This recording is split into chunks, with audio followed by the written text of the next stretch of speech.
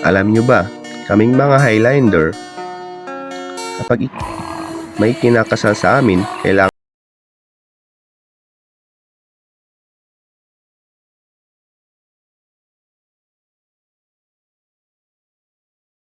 isip-isip ka na.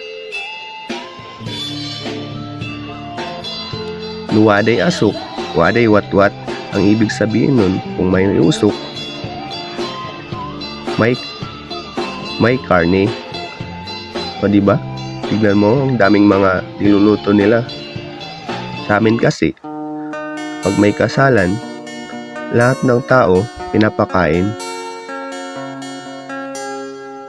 Kaya, ang hirap, diba? Magastos. Where the mountains meets the sky. This is a fascinating Pero masaya kasi lahat nakakakain talaga.